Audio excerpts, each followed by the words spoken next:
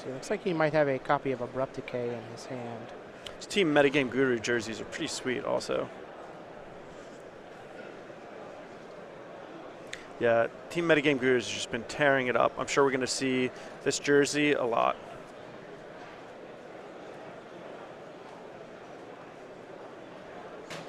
All right, so he's going to go ahead and use his fetch, fall down to 13.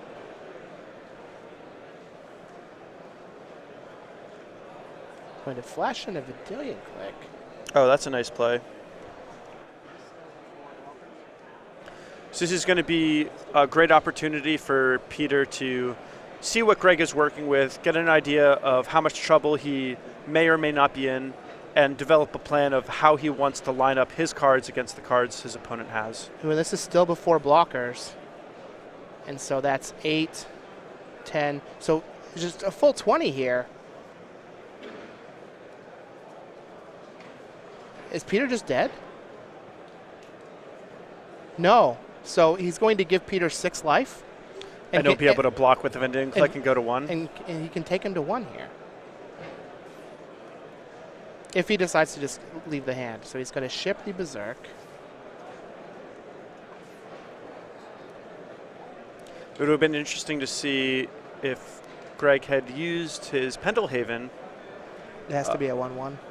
Before he got the Exalted trigger.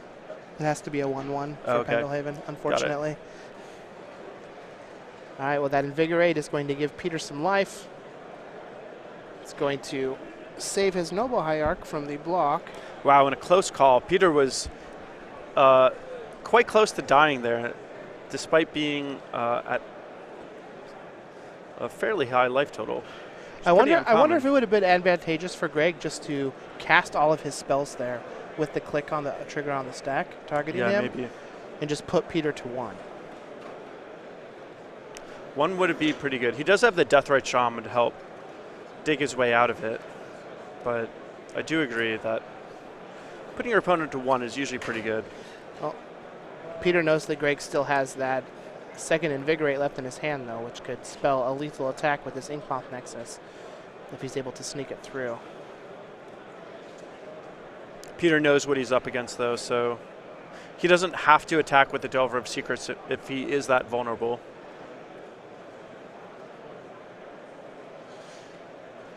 Pendelhaven will be able to be used on the Inkmoth Nexus before the Exalted triggers hit. The Brainstorm did find a Force of Will for Peter, though. No removal spells that can hit the Inkmoth Nexuses.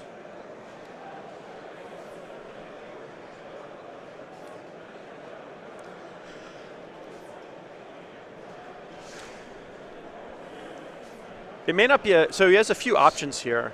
He can either keep the Ponder and the Force of Will and dig for more permission. He could also potentially keep the Dark Confidant and just decide to block with the Delver of Secrets and say that, I'm going to be able to use the Dark Confidant to basically grind through the game. There's also a few different things that Peter can do on this combat step also. Like he could potentially also attack with the Delver, and that would mean that Greg's Misty Rainforest would essentially be shut off. But by attacking with the Tarmogoyf, essentially forces a block with the Noble Hierarch. So we've got a Brainstorm. Peter does have a Spell Pierce. Yeah, both of these players are very close to winning the game.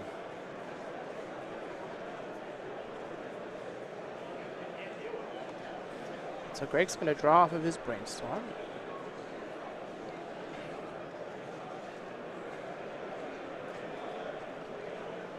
And he will be able to put 2 back and then crack his fetch land to get some redraws. He can force Peter to chump block with his Delver of Secrets and get that out of the way.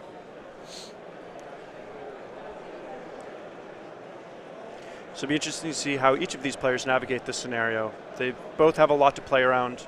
They both know they're very close to dead. Right, so Greg's going to put 2 cards back from his Brainstorm, use his Misty Rainforest, and fall down to 5. 5 is a lot different than 4, though. It is. It's going to get a Savannah.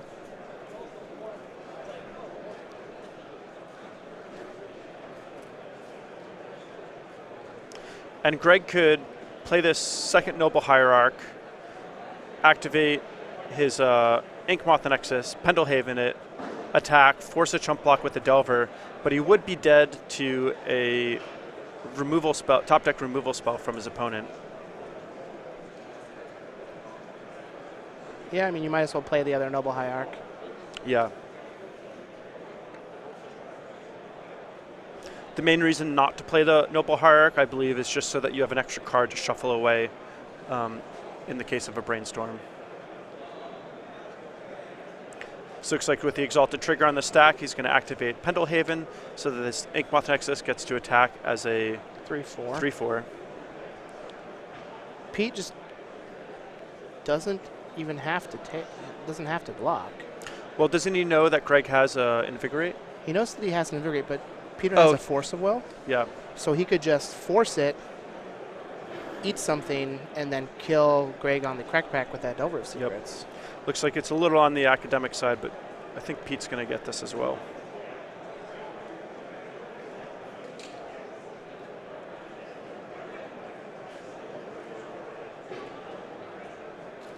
And there we go.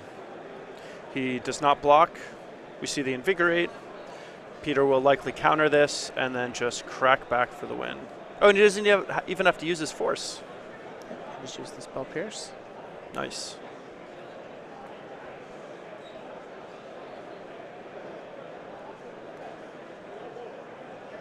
So certainly not a matchup where you have time for Dark Confidant, it seems. No, it does not seem like a matchup where you have time for Dark Confidant. I'm a little surprised they're still in, to be honest. Although I'm not sure what else he would bring in. Yeah. By not playing the other Noble Hierarch, what Greg did do was play around Daze successfully. So that's nice. Unfortunately, Spell Pierce is going to get him. And he's going to scoop it up knowing that he's dead on board to the crackback. And the Team Metagames gurus are just wrecking the hall, essentially. Peter Ingram wins this. The Sultai Delver train keeps going, which is certainly my horse in the race. But, you know, this Infect deck is great. Greg is 4-0, and I'm sure he'll continue to do well.